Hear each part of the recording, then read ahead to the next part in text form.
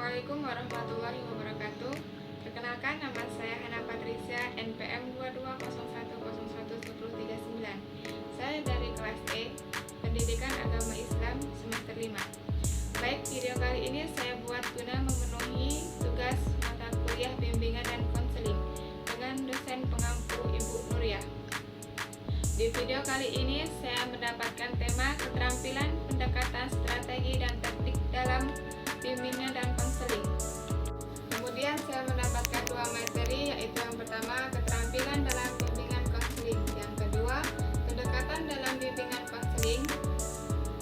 Yang pertama yaitu keterampilan dalam bimbingan konseling. Saya akan menjelaskan bahwa terdapat 4 keterampilan konseling, yaitu keterampilan komunikasi, keterampilan diagnostik, keterampilan motivasi, dan keterampilan kepemimpinan. Yang pertama keterampilan komunikasi, yaitu keterampilan komunikasi terdiri dari dua bagian, yaitu keterampilan komunikasi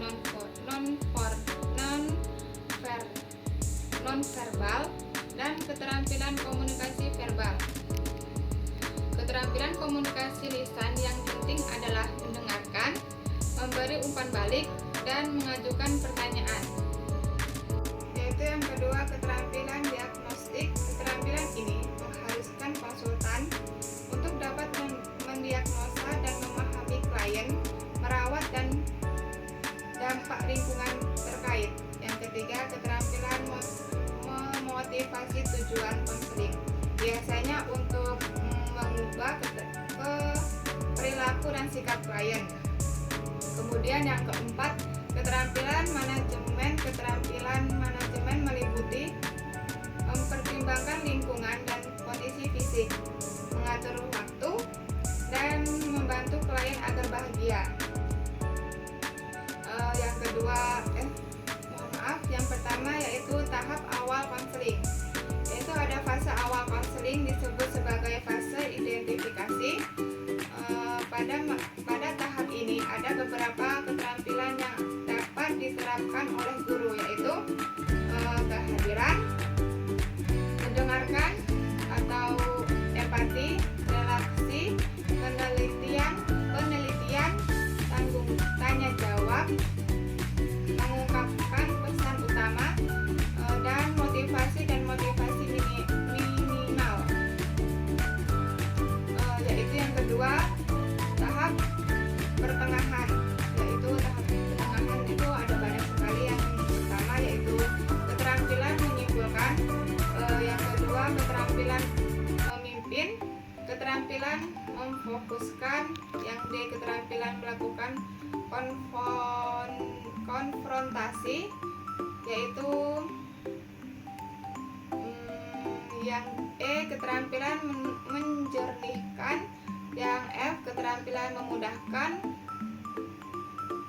yang G keterampilan mengarahkan, dan yang H keterampilan memberikan dorongan minimal. Selanjutnya yang tahap 3, tahap akhir. Tahap terakhir yaitu ada keterampilan menyimpulkan, keterampilan merencanakan, keterampilan menilai, dan keterampilan mengakhiri konseling. Yang kedua yaitu ada pendekatan dalam bimbingan konseling. Pendekatan dalam bimbingan konseling benar-benar diperlukan untuk mencapai tujuan konseling yang terarah dan tidak asal-asalan. Tidak semua pendekatan dapat dilakukan untuk mengenai masalah klien. Pendekatan itu adalah yang pertama pendekatan psikoanalisis.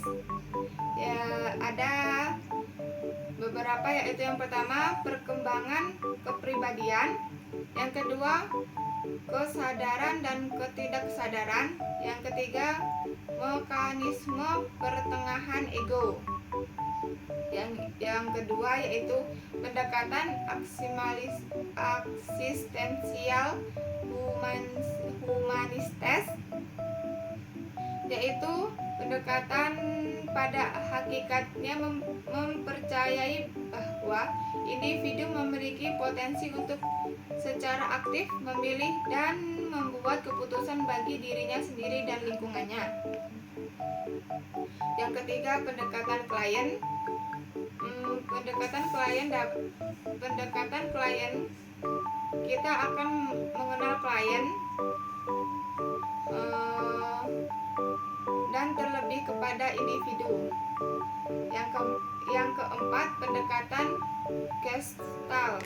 Pendekatan itu merupakan bentuk terapi perpaduan antara eksistensial hingga memfokuskan diri pada pengalaman klien.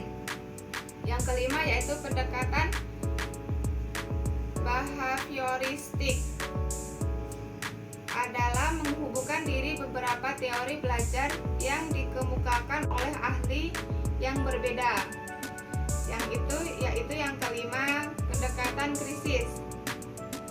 Pendekatan krisis menjelaskan pendekatan krisis disebut juga pendekatan kualitatif, merupakan upaya bimbingan yang diarahkan kepada individu yang mengalami krisis atau bimbingan yang diarahkan kepada individu yang mengalami krisis atau masalah.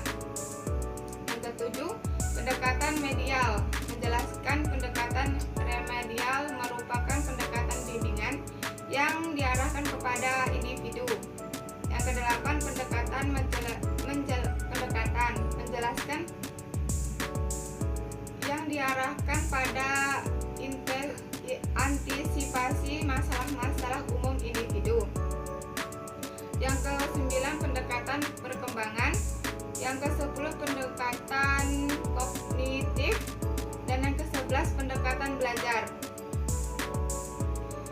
Yang ke-11, pendekatan tradisional. Yang ke-13, pendekatan developmental. Dan yang ke-14, pendekatan dalam konseling.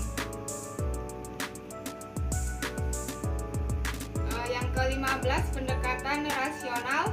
Yang ke-16, pendekatan fitrah. Dan yang ke-17, pendekatan saintifik.